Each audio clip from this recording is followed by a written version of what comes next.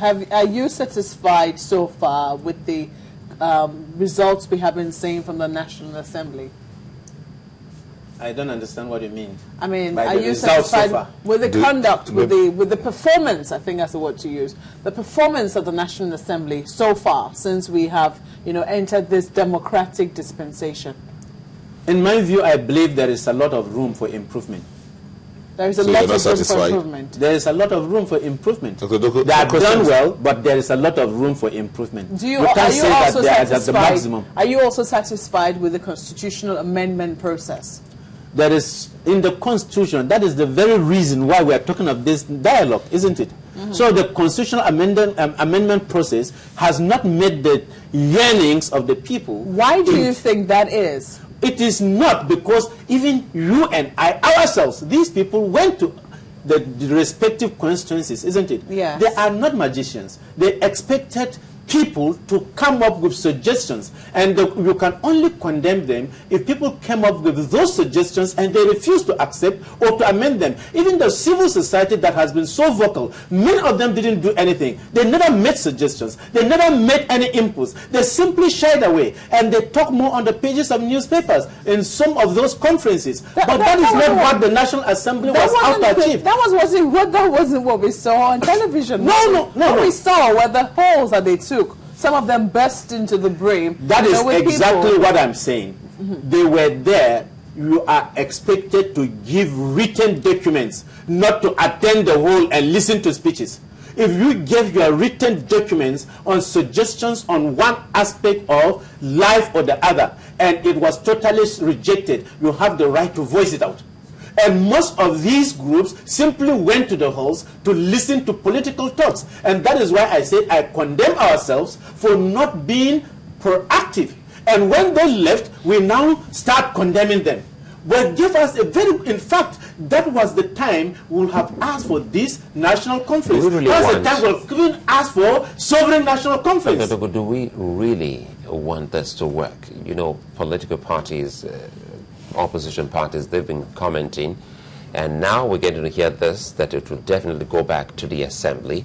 And also you marry that with the comment from Professor Benoit Boise. I'll give you a quote, I'm sure you must have seen that or heard that. I never expected to be appointed chairman or member of the committee, and would quite frankly have considered such an appointment inappropriate in the circumstances.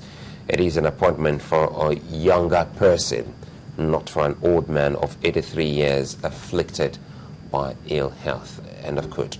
So if we talk about composition, and we also talk about some other move and intention of how this should go, don't you think that sometimes we're trying to make it seem that we're not really ready to accept the outcome of this conference? What are you implying by what the Honorable Professor said in the first place? What are you implying?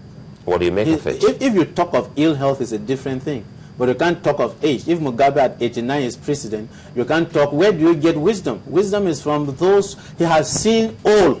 You see it? He has seen the good, the bad, and the ugly. And so you should bring people up, cutting across ages. In fact, if there are 90 or 100-year-old that are active and can talk and can do things, so be it. If there is a 15-year-old that is articulate and can make contributions, so be it. That is what we are saying. So it is practically impossible to say that. The advisory body, that is quite, absent. In fact, the advisory body should compose people like that.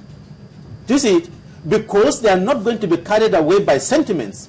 They are not going to be carried away by somebody like him. I believe, I hope so too, that those kind of people will not be carried away by either sentiments, religious bigotry, ethnicity, or any kind of mundane type of things. I believe those people should be national in their approach to virtually every aspect of life. And that is what is lacking in Nigeria. In fact, what the problem we have to a very large degree is that those who even claim to talk on some of these things have simply degenerated to becoming ethnic kings. They don't talk as nationalists. They talk more on religious, ethnic, sectional, tribal, or whatever kind of lines they take. What makes you a nationalist? Sorry, Nyata, what makes you a nationalist? Do we have anyone around? What makes you a nationalist? Because everyone is one party or the other. For example, I will be a nationalist if I say now, I prefer my community to my family. I prefer my local government to my community. I prefer my state to my local government. I prefer my zone to my state. I prefer Nigerian nation to my zone. Do we have that? That is what we are preaching. That is what we want.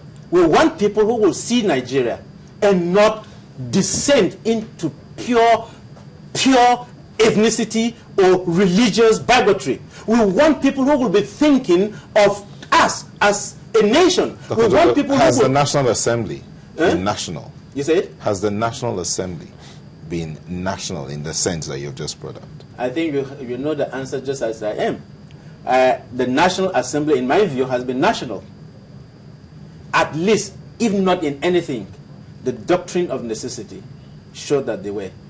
If not in anything, in the House of Reps, when they decided, to go with who they say if they should be their speaker, at least to some extent, it has been. As national as you say. No, do you think there would have been a need? Would there have been this much of a clamor for a national conference? There is no perfect system that doesn't have room for improvement anywhere in the world. No system of governance that does not have room for improvement. If America for hundreds of years has been there and they are still doing shutdowns and all whatnot, as you have seen now, what of Nigeria that is less than 20?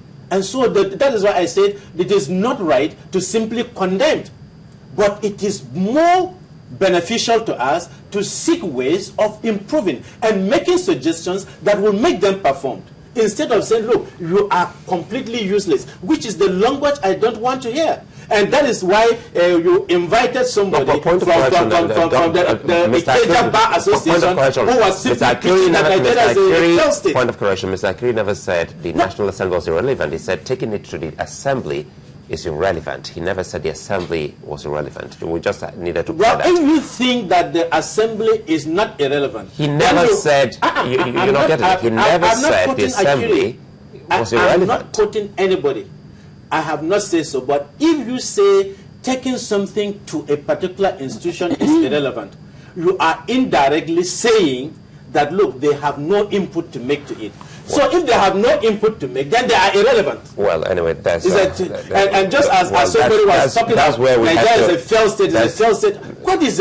What are the yardsticks of a failed state? We should be patriotic to some extent at times. To some extent, but well, that's another debate for another day. But for this time is the National Conference debate, and we'd like to thank you, Dr. Dogo, for coming on the program. Thank you very much.